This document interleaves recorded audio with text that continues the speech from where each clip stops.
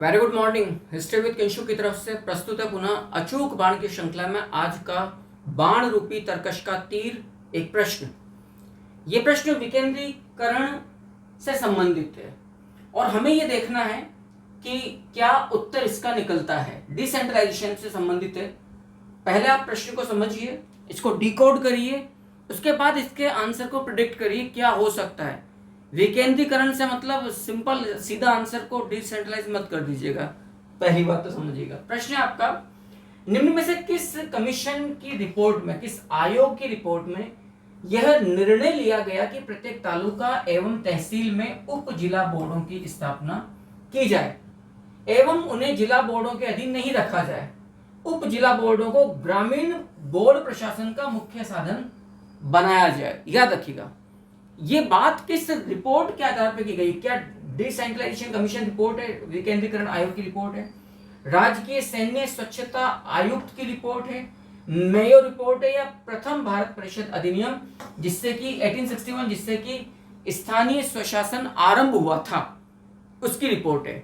यदि हम इस चीज को पढ़ें तो कहीं ना कहीं ये बात सिद्ध कर रही है कि ब्रिटिश सरकार ये चाहती है कि जो शासन है वो ग्रास रूट लेवल तक पहुंचे, नीचे के व्यक्ति को शासन में भागीदारी उसकी सुनिश्चित हो और वो ब्रिटिश शासन का अपने आप को एक गौरवान्वित हिस्सा माने और उसको मुंह नहीं ताकना पड़े अपनी बॉडीज को गवर्न करने के लिए, अपने शासन को चलाने के लिए पैसों के अभाव का, धन के अभाव का।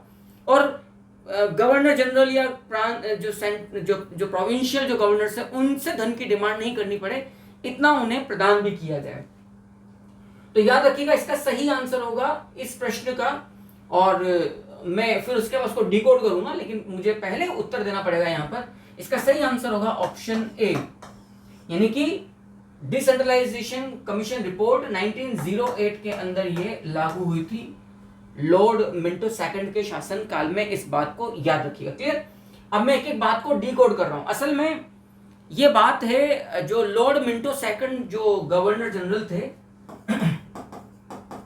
लॉर्ड मिंटो सेकंड, इनका शासनकाल था 1905 से लेकर 1910।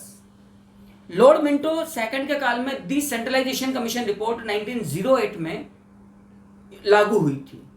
ये रिपोर्ट आई थी। असल में इस रिपोर्ट में ये कहा गया कि स्थानीय संस्थाओं के प्रभावशाली ढंग से कार्य करने में सबसे बड़ी बाधा धन का अभाव है।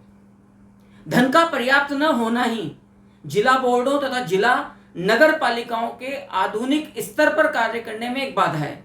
विशेषकर जो जल पूर्ति है, जन या अन्य विकास योजनाओं में। ये उस जमाने के जो गृह सचिव थे, सर हर्बर्ट रिजले, ये उनकी रिपोर्ट थी।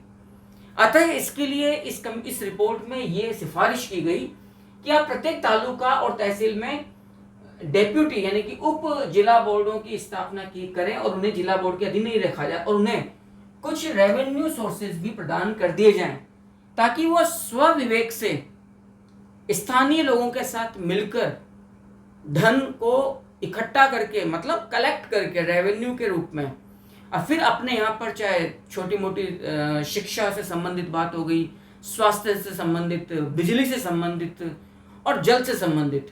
ये थी विकेंद्रीकरण आयोग की रिपोर्ट 1908 की, जो governor general Lord Minto second के काल में आरंभ की गई थी। तो इस तर्कश तीर निकल रहा है, ये इस सही निशाने पर लग रहा है ऑप्शन ए के जरिए।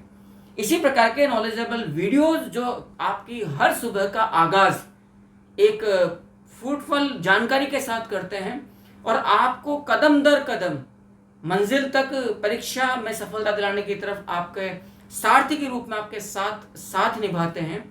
यदि आपको इस तरह की सीरीज पसंद आ रही है तो चैनल को लाइक कीजिए, सब्सक्राइब कीजिए और कमेंट जरूर कीजिएगा मुझे कि आप में से कितने लोगों ने ऑप्शन से ए बिल्कुल सही सोचा था। अगली सुबह 7 बजे हम दोबारा मुलाकात करेंगे एक नए बाण के साथ, अचूक बाण के साथ। तर्कश से तीर निकल चुका है, अब देखना है कि आप में से कितने लोग उस निशाने को साधते हैं। Have a good day.